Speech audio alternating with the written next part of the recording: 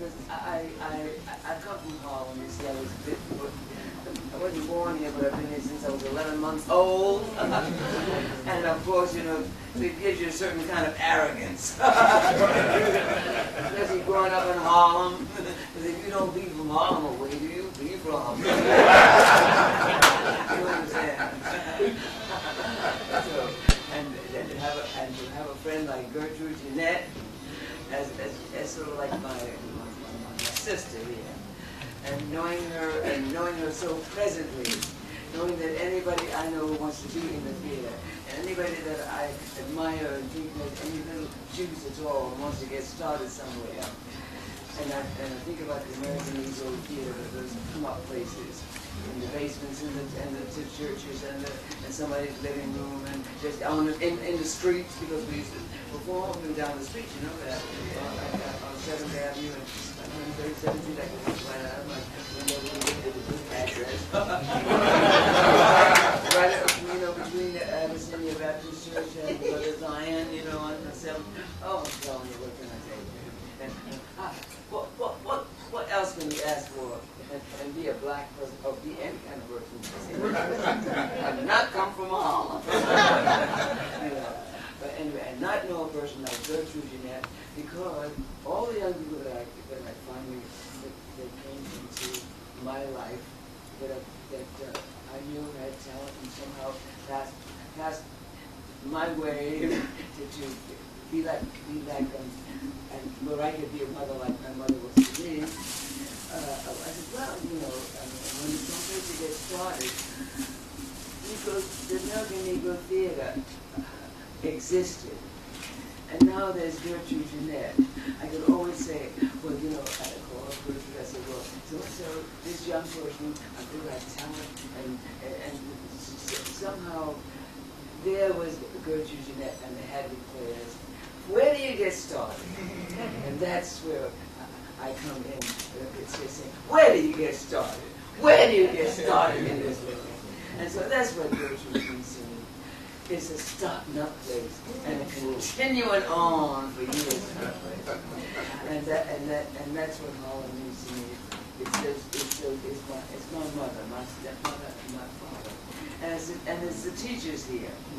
And the education system. It's the people on the street. It's the community.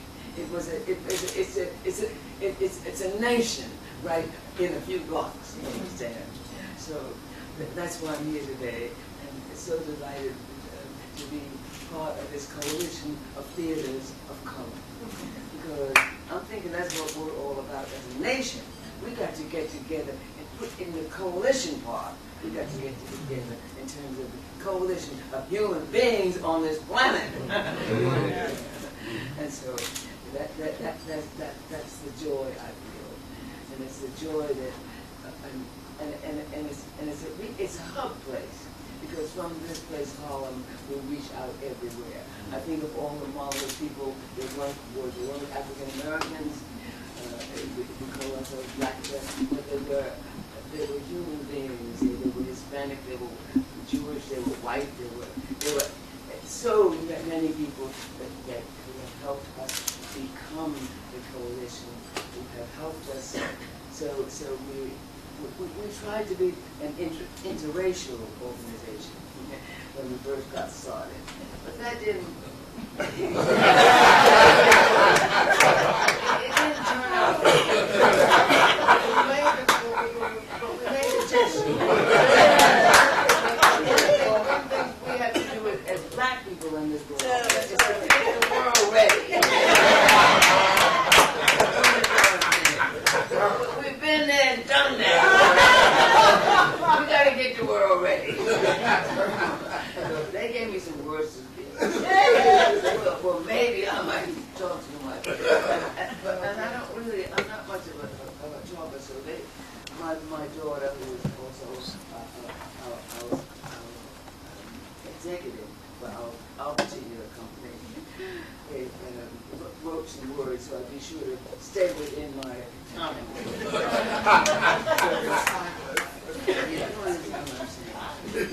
And I'm thanking people like that you may not have heard about, like Abraham Hill and Fred O'Neill, And then the next strata, like Woody King and Claude Clay and Gertrude, Gertrude, my girl, my girlfriend, and all those people who understand that theater isn't just an occupation; it's a way of life. I mean, you know.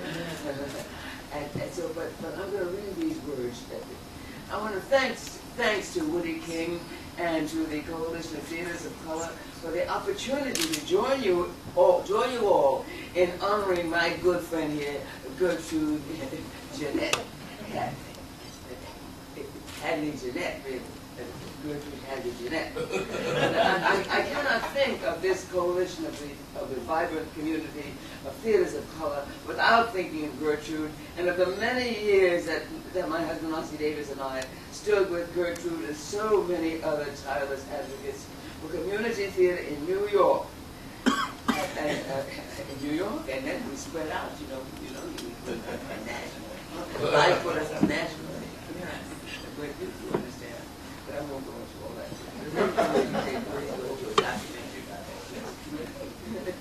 Oh, somebody.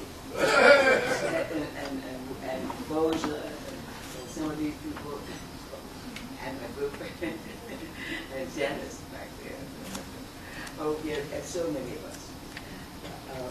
Anyway, and of the many years that my husband and I, Ossie Davis, we stood with Gertrude and other tireless advocates for community theater for New York. And wherever we gather in the name of community theater, Gertrude's voice has been raised in support of more equitable funding, particularly for theaters of color. And I look back at there, and I see, and I see so many people I talk to all about that. Smith, Frazier, and what is this? Anyway. This, where was I? Gertrude's voice has been raised in support of more equitable funding, particularly for theaters of color. And of course, I want to tell you about how we started with 6 cents in the street and shoveling the snow and keeping the steps and cleaning the toilet. We didn't even have a toilet, we didn't clean up. So you can, I won't go into all that. And we're looking for more, and with that library, and this was our heaven, was our home. And then, of course, we did really here and those but when I look at them, I think it was my children.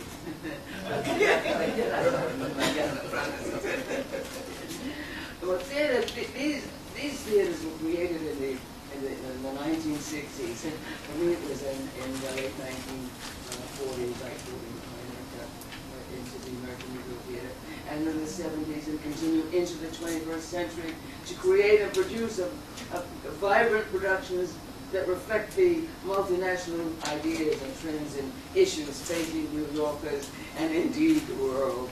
And New York community theaters have profoundly nurtured the careers of some of our brightest stars today, actors like Angela Bassett and Samuel Jackson and Denzel Washington and Sidney Bechet and Steve Harry and Belafonte and Alice Childers. Oh, just what a writer she was. But anyway, way before the Black theater movement in the 60s and the 70s, there was Gertrude Jeanette. And so in the 1940s, our paths first intersected as members of the acclaimed American Negro Theater, where we got our start going along those, some of those people that I just, all those people that I just mentioned, and many, many more. Those that Gertrude was also our brother, who was a number of brothers. And in 1950, she starred in the legendary CBS production of God's Trombone with a black cast.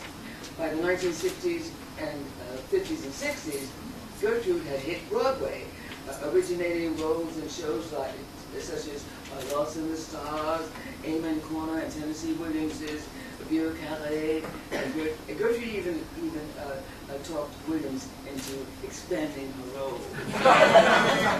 And in the 1960s and 70s, her film roles included Nothing But a Man, Shaft, black girl, and Cotton Comes to Harlem, and that included those.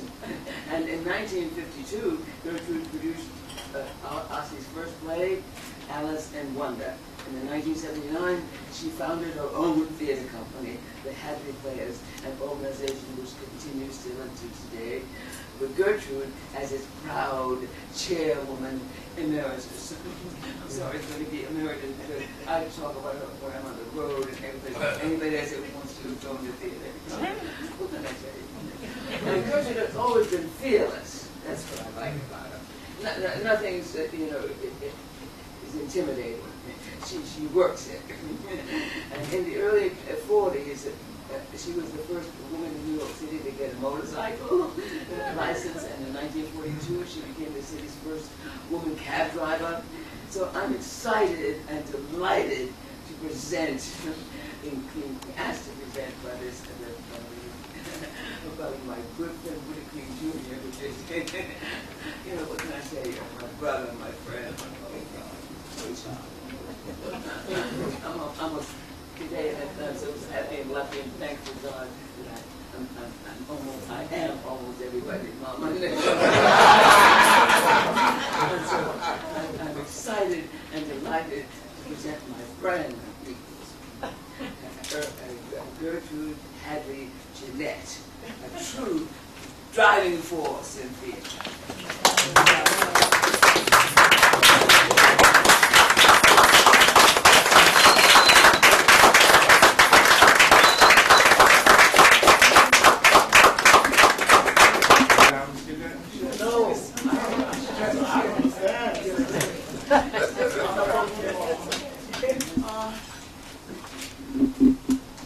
I am a very proud member of CTC. And I thank God that I'm almost 97.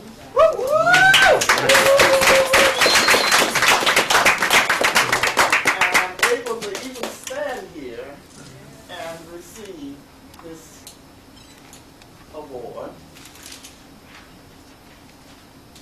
And I thank Ruby D. and Isaac Davis for creating CTC. I remember Ruby was playing in My One Good Nerve at the Pace Theater. I went backstage and I said, Ruby, I would like for you to do this play as a fundraiser for the Happy Please. She said, of course I will. She said, well, I got to talk it over with Isaac. I said, okay, and let me know.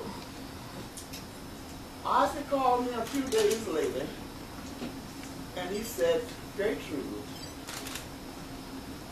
if she did it to you, she would have to do it for all of the groups. So I have an idea. We're going to celebrate our 50th wedding anniversary. And it's going to be a big affair, and all the proceeds will go to, he said, I have counted them, I think it's 12 theaters. Each one of you will get an equal portion. I said, that's all right with me. So they did. After the anniversary was over, they rented a space and had out for dinner and had all 12 of us, regardless of race there. And he gave us a check for $20,000 each.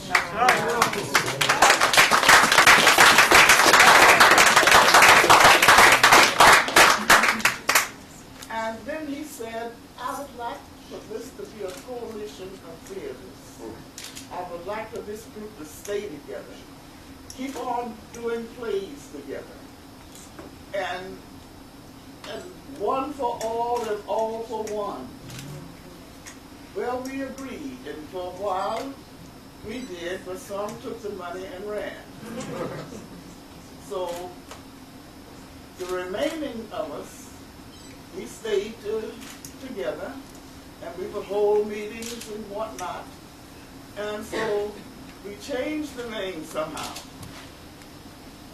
And it's now Theater of Color. Yeah, Coalition of Theater of Color. But anyway, we're still together. We have our fights and things like that. Correlate. The way I would like for us to correlate. But we're there, and we're going to stick together, and we're going to keep on doing good work in bringing you good theater and throughout our communities. I just wish that we could, when one of us is having that opening, no other group will open that week, so that we can support each other. And the press won't have to limit themselves, one come to one opening and one come to another opening. I would like for the press to attend all openings. And if we can just get together. Now I have so many other people to play, so I'll be here all day, so I'm just going to run down the names. First, I thank my husband for introducing me to people like Jack Johnson, who I learned only had a 4th grade education, but he spoke like a college professor. Sure did. Not like the press and loudmouth.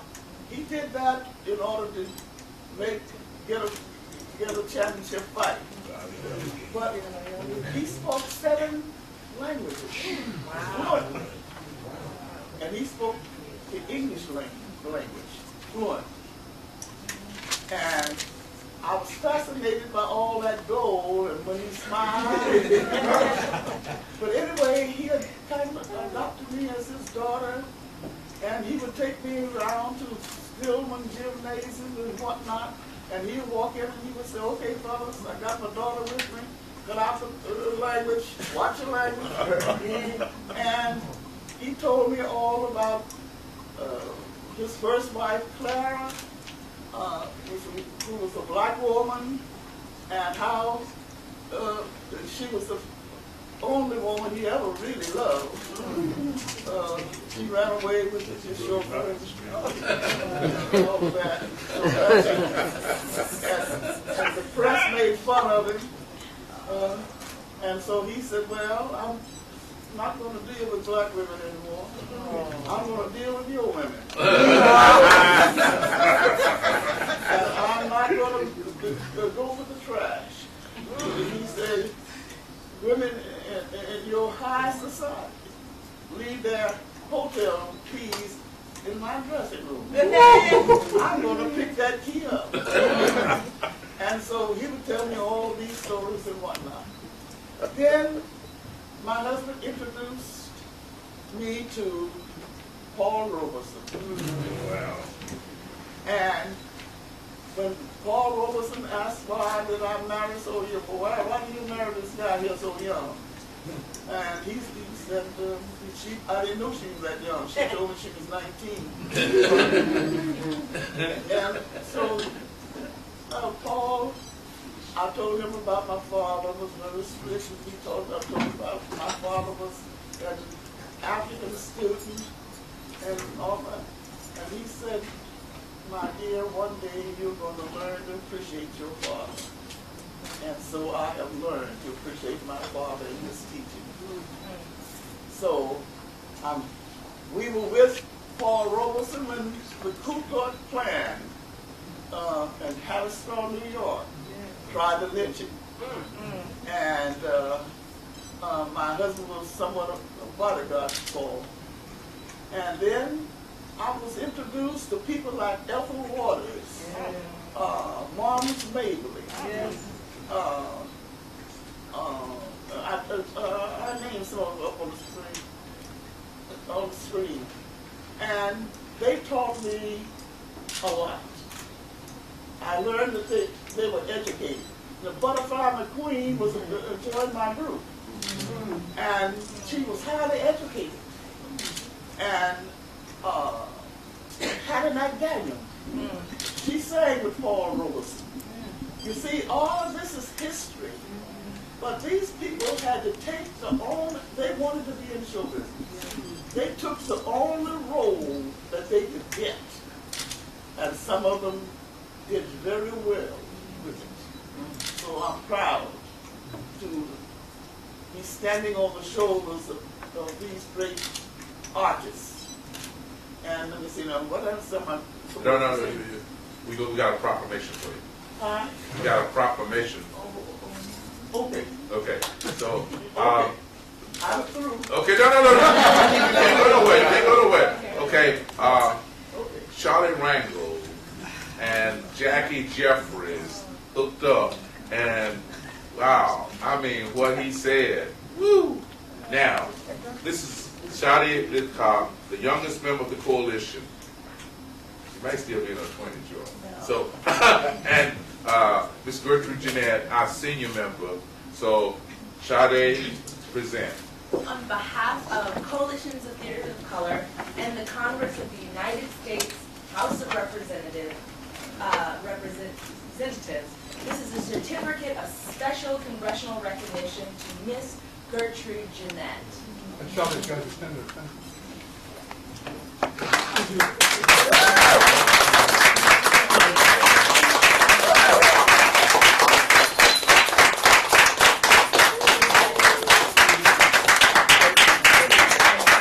I accept this in the honor of all of the great people that I'm standing on their shoulders. And Ruby D, and you and I go to the head of the list. Bless you.